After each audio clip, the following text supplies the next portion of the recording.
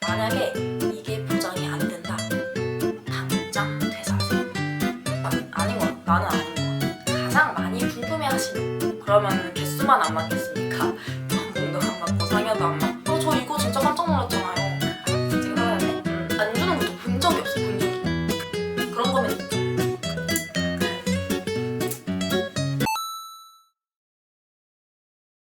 안녕하세요 여러분, 경근당근입니다. 오늘은 아주 오랜만에 여러분들께서 정말 궁금해하시는 그런 질문들에 답변을 해드리는 Q&A 영상으로 또 한번 찾아왔습니다. 제가 사실은 댓글을 진짜 하나도 빠짐없이 다 보고 있는데요.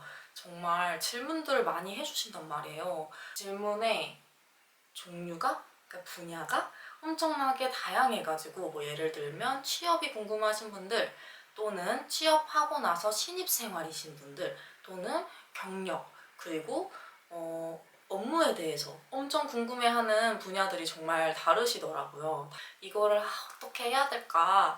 어떻게 하나씩 다 답변을 해드릴 수 있을까? 아까 엄청 고민을 많이 하다가 한 가지 분야별로 차근차근 꿀팁 영상들을 한 편, 두 편 만들어 보기로 생각을 했습니다. 그래서 이번 영상의 주제는 바로 가장 많이 궁금해하시는, 그리고 어떻게 보면 지금 가장 급하신 분들이 아닐까라고 생각이 들어서, 아무래도 지금 상반기가 거의 다 끝나가는 시기잖아요. 그리고 지금부터가 세무사 사무실 공고가 점점 많아지는 시기입니다. 그게 바로 무슨 뜻이냐? 취업에 적정한 시기도 점점 찾아오고 있다, 가까워지고 있다라는 뜻이에요. 그래서 아마 취업을 준비하시는 분들도 슬슬 면접을 보기 시작할 때라고 저는 생각이 들어서 제일 급한 게 아닐까 싶어서, 일단은 첫 번째 주제를 취업과 면접으로 이렇게 정해봤는데요. 일단은 제가 들어왔던 질문들을 토대로 팁들을 전수를 해드리면서 앞으로의 취업과 면접을 보러 갔을 때 물어보면 좋을 것들, 이런 것들에 대해서 다양한 꿀팁을 가득 넣어드리도록 하겠습니다. 그래서 오늘 영상의 큰 제목은 좋은 세무회계 사무실 고르는 방법, 이게 되겠습니다. 그럼 바로 시작해 볼까요? 이번 영상이 저한테도 좀 고민이 좀 많이 됐던 것 같아요. 왜냐면 저는 이직을 많이 해본 경험이 딱히 그건 아닌 것 같기도 하고, 저도 아직은 어떤 게 좋은 회사인지, 어떤 게 좋은 사무실인지 저도 지금 알아가고 있는 단계여가지고 이걸 어떻게 해야 되나 고민을 좀 했지만, 그래도 제가 주변에 자문도 좀 많이 구하고 어떻게 보면 좀 경험담들을 들으면서 정리해온 것들에 대해 얘기를 해드리도록 하겠습니다. 자, 그러면 오늘은 총 3가지의 큰 주제로 시작하도록 하겠습니다. 첫 번째, 면접입니다.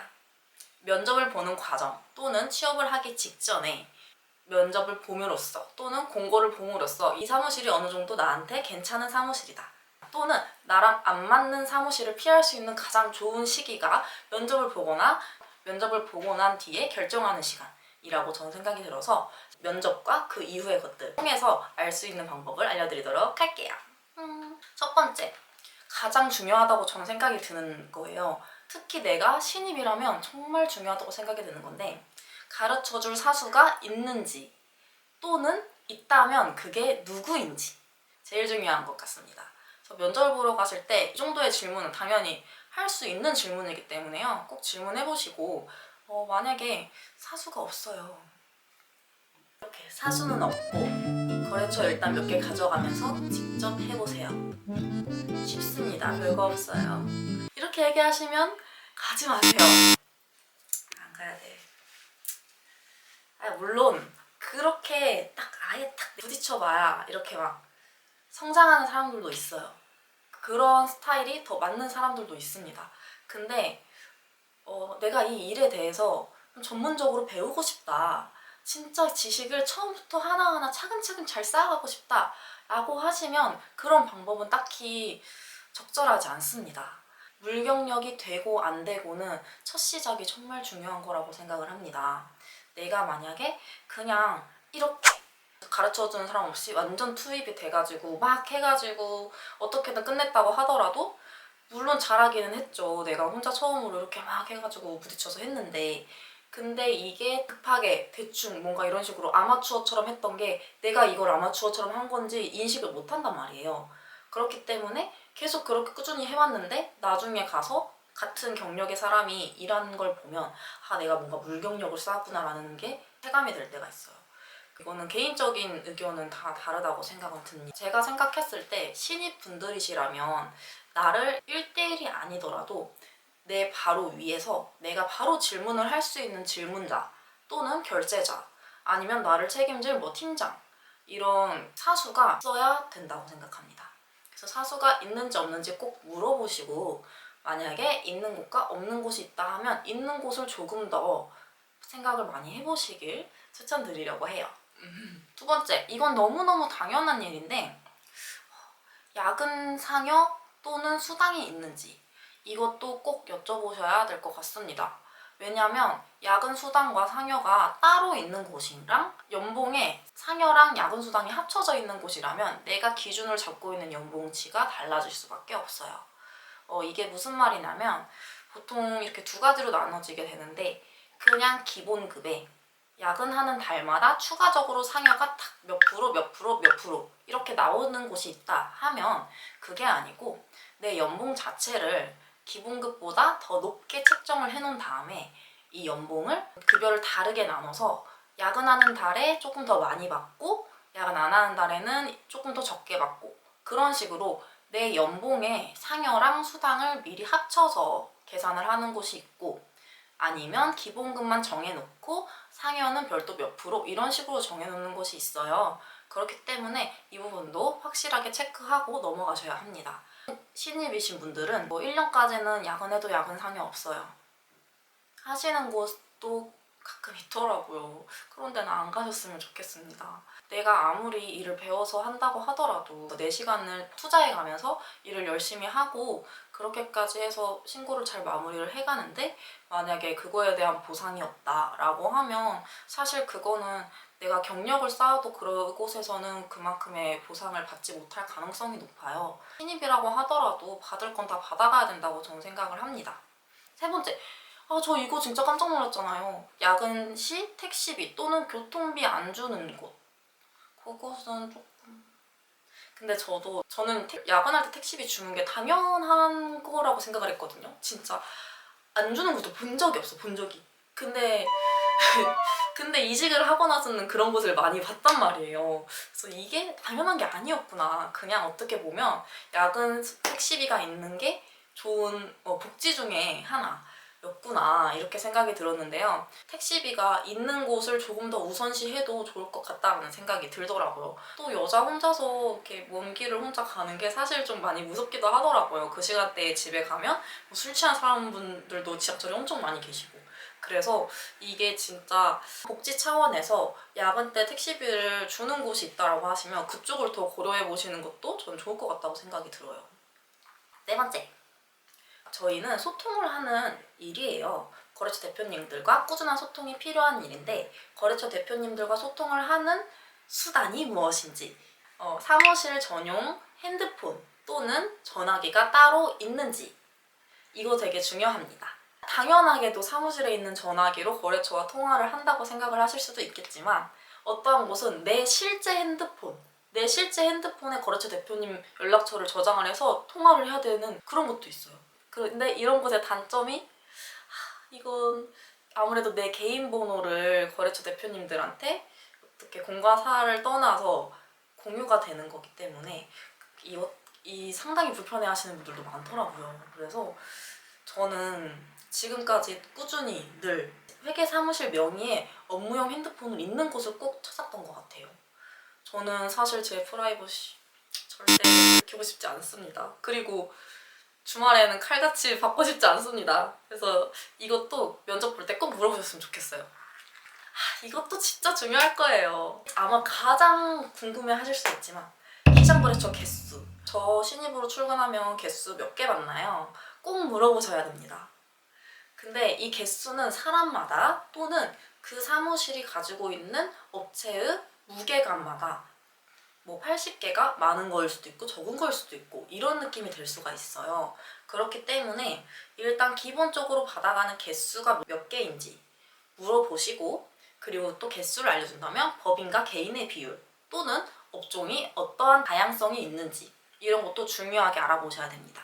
이거는 뭐 저의 개인적인 생각으로 봤을 때 그냥 신입분들이 1년 동안 내가 가지고 가면 좋을 것 같은, 부담 없을 것 같은 개수의 기준은 저는 50개에서 60개라고 생각을 합니다.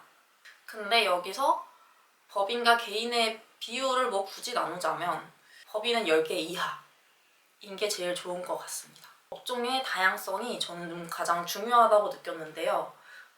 음식점은 최대한 많이 없었으면 좋겠고 진짜 다양했으면 좋겠어요. 뭐 예를 들면 병원, 학원, 제조, 도소매, 건설, 서비스 이렇게는 다 다양하게 배포가 되는 회사였으면 좋겠습니다.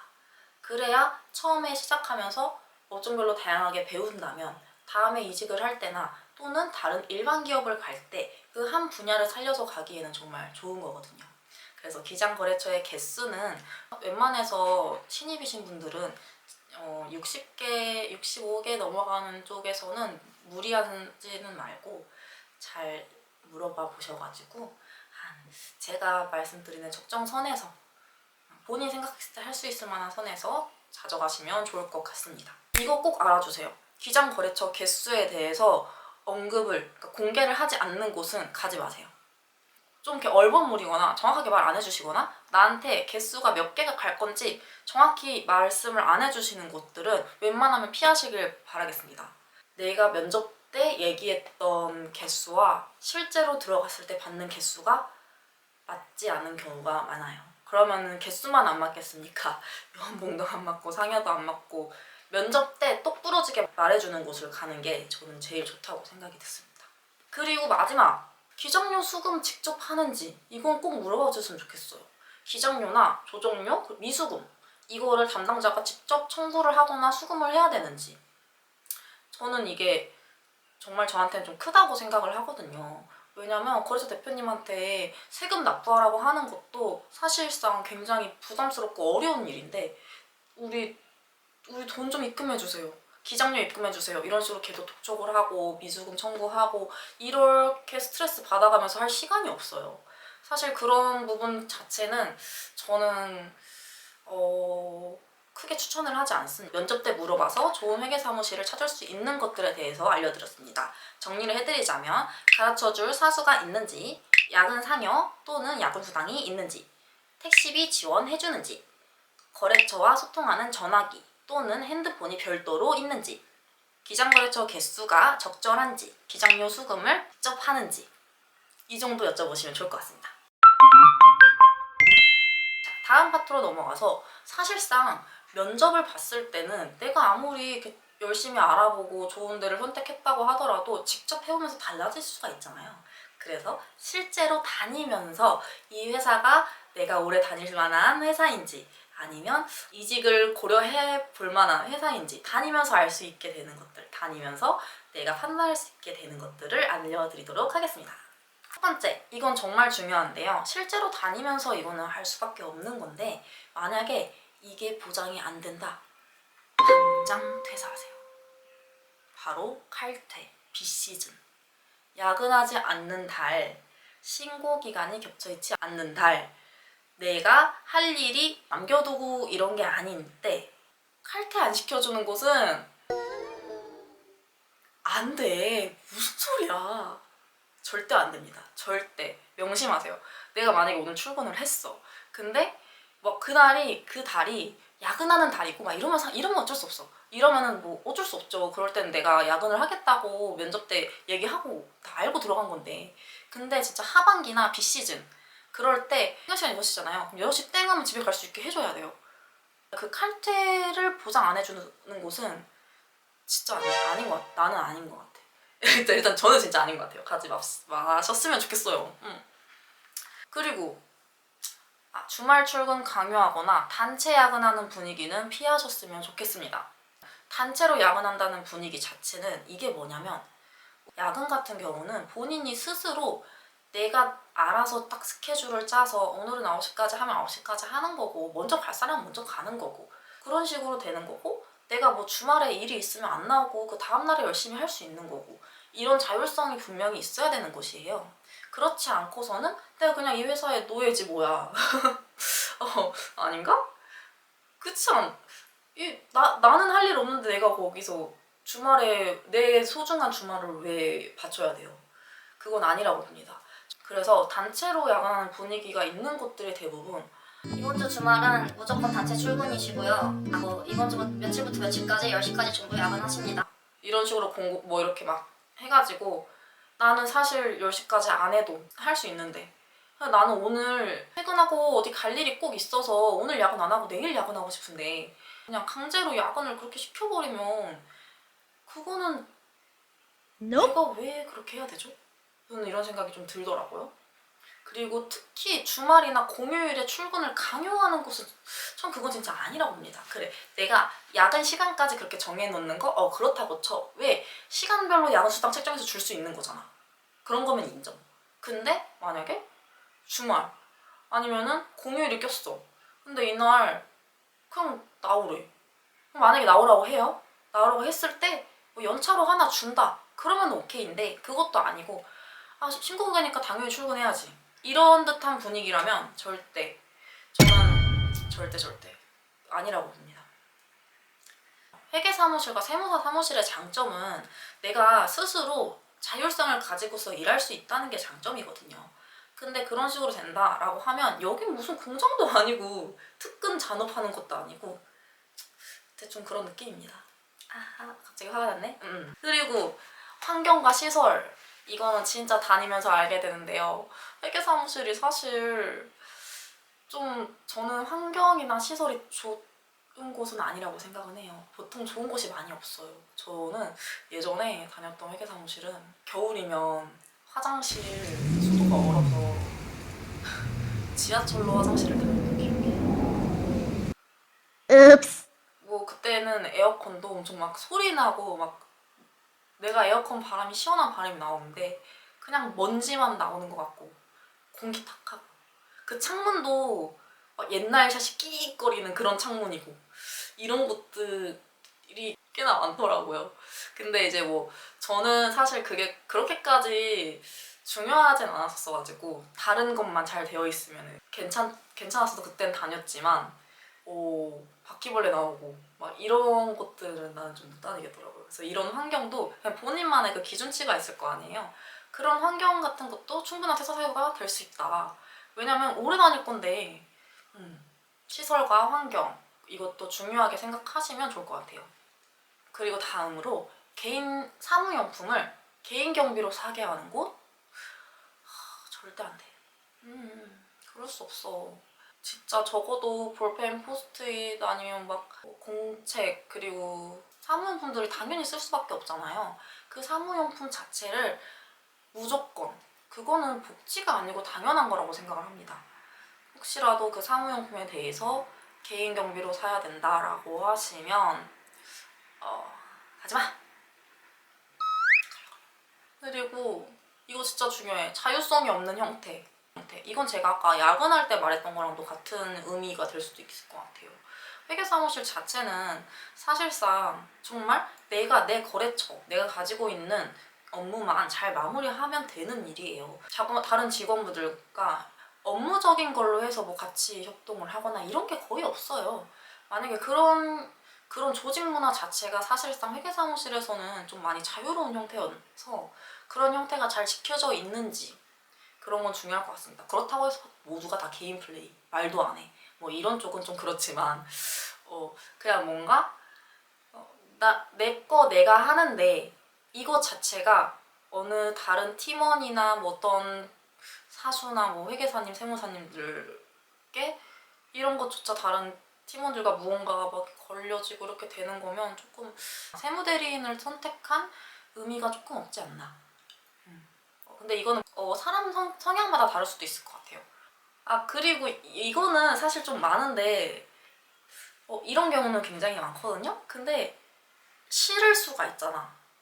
싫을 수 있으니까 미리 말해드리는 건데, 사무실 청소를 직접 하거나 손님들 왔을 때 커피 타는 거, 그런 그 막내 일 있잖아요. 막내의 잡일과 심부름 이런 거 있는 사무실도 굉장히 많아요. 이런 거 싫어하시는 분들도 굉장히 많아요. 저요. 그래서 왜냐면 그냥 나는 좀 이 일을 배우고 하려고 왔는데 그런 게 좀 걸릴 수도 있겠다 싶어서 이건 제가 여기다 추가로 넣은 건데요. 나는 그런 거 싫어 하는 것들은 뭐 얼마든지 생각해볼 수 있는 고민거리다 라고 해서 말씀드립니다. 그래서 실제 다니면서 알 수 있는 것들을 다시 요약해드리자면요. 칼퇴 보장, 그리고 주말 출근 강요 안 하고 단체로 야근하는 분위기 아닌 곳, 그리고 환경과 시설 좋은 곳, 사무용품 당연히 사주는 곳, 자율성이 보장된 업무 형태, 청소 직접 안 하고 커피 안 타도 되는 곳. 이게 다 맞춰져 있으면 아주 좋을 것 같아요. 근데 이게 별거 아닌 것 같지만 사실 진짜 실제로 느끼다 보면 별거긴 하거든요.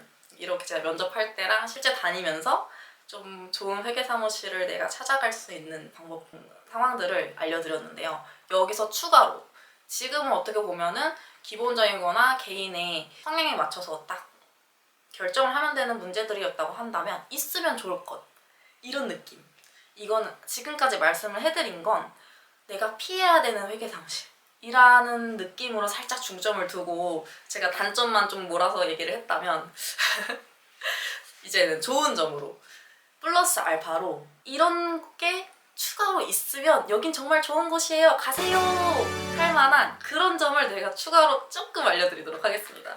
첫 번째, 듀얼 모니터 있으면 좋아. 너무 좋아. 저는 처음엔 듀얼 모니터 아니었거든요. 근데 듀얼 모니터를 쓰는 곳을 가니까 모니터 하나로 절대 못하겠어. 듀얼 모니터 있으면 진짜 좋아요. Very good. 두 번째, 결제자 및 소통자. 그러니까 정해진 거야. 결제를 봐주는 사람과 내가 물어봐도 되는 사람 말고 당연히 나의 질문을 받아줘야 되는 사람이 있는 곳. 내가 신입으로서 의지할 수 있는 선생님이 있는 곳. 있으면 너무 좋아요. 그러면 진짜 일 배우기 너무 좋더라고. 구내식당 있는 곳이요. 구내식당! 회계사무실은 진짜 구내식당이 거의 없거든요. 근데 뭐 큰 건물 안에 이렇게 들어가 있는 회계사무실이면 그 건물에 있는 구내식당을 쓸 수가 있잖아요. 회계사무실 같은 경우는 뭐 거의 직접 사 먹거나 배달을 시켜 먹거나 아니면 뭐 다양하게 좀 먹긴 하는데 구내식당이 있어야 진짜 편하긴 하더라고요. 메뉴 안 골라도 되지, 돈 걱정 안 해도 되지. 맨날 똑같은 금액이지. 맨날 가던 곳이라서 뭐 각각 구내식당이 있는 곳은 저는 괜찮다고 생각합니다. 남이 짜주는 식단이 최고야. 그리고 파티션이 있고 책상의 크기가 넓은 곳. 이게 사실 컴퓨터로 일하는 곳이니까 책상 크기 별로 안 중요할 것 같죠. 책상은 넓어야 돼요. 내가 모니터, 키보드 이렇게 놓고도 파일첩 꺼내놓고 얘를 볼 수 있게끔 이 정도의 정말 얼마나 크기가 있는지 개인의 자리가 어떻게 보면 내가 이 자리에서 꽤나 오랜 시간 진짜 야근할 땐 12시간도 앉아 있을 건데 나의 공간이 잘 구비가 되어 있는 곳 내 공간이 잘 정돈되어 있는 곳이 중요하기 때문에 파티션도 잘 있는지 파티션이 없는 곳도 은근 많더라고요. 없거나 낮은 곳도. 근데 파티션이 어느 정도 있어야 일할 때 스트레스를 좀 덜 받기도 하고 나만의 공간이 좀 생기고 좀 정리하기도 좋아서 아무래도 저는 그게 좀 있으면 좋을 것 같다라고 생각이 듭니다. 그리고 뭐 나머지는 복지 쪽을 좀 보면 좋을 것 같은데 뭐 식대가 뭐 충분히 나오는지 연령대도 굉장히 중요할 것 같습니다. 그리고 추가적으로 제가 진짜 고민이 돼서 어디를 다녀야 할지 정말 고민이 된다 할 때는 이게 볼 수 있으면 뭐 이제 요즘 뭐 사람인이나 워크넷 이런 잡코리아 등의 취업 연계 어플들 많잖아요. 그 어플들에서 퇴사율이나 입사율을 한번 확인을 해보시고 퇴사랑 입사율이 굉장히 오고 가고 많다라고 하는 것보다는 아무래도 장기 근속자들이 좀 많은 회사가 확률적으로 조금 더 좋은 곳이지 않을까 싶습니다. 그래서 제가 오늘 좋은 회계사무실 고르는 꿀팁 몇 가지를 알려드렸는데요. 물론 이건 제 아주 지극히 주관적인 생각이기 때문에 사람마다 다를 수 있다는 점 그거 꼭 참고해 주셨으면 좋겠습니다. 그리고 지금부터는 취업을 하기에 점점 적절한 시기가 다가오고 있는데요. 앞으로의 취업을 저는 늘 응원하고 있겠습니다. 제 영상을 보시는 모든 예비 세린이 분들께서 정말 좋은 사무실을 갔으면 좋겠습니다. 혹시라도 면접을 보고 왔는데 너무 고민이 돼요 하는 것들은 댓글로 남겨주세요. 언제나 기억을 하셔야 되는 것, 아무리 뭔가 이건 아닌 것 같다라고 뭐 주변 사람들이 아닌 것 같다라고 하더라도 직접 다녔을 때 좋은 수도 있는 거예요. 언제까지나 참고만 해주시면 좋고 직접 겪어보고 나서 결정을 하셔도 늦지는 않으니까요. 너무 부담을 갖지 않으셨으면 좋겠습니다. 그리고 생각보다 대한민국에 좋은 회계사 사무실이 많답니다. 너무 걱정하지 않으셨으면 좋겠어요. 일단 면접을 보러 가. 그리고 마지막으로 한마디 하겠습니다. 최고의 복지는 연봉이에요. 신입도 최저 이상 받을 수 있는 곳 있습니다. 당근당근이 준비한 오늘 영상은 여기까지입니다. 앞으로 취업을 준비하고 계시는 예비 세린이 분들 그리고 또는 이직을 준비하시는 우리 새순이 분들 새순이 맞죠?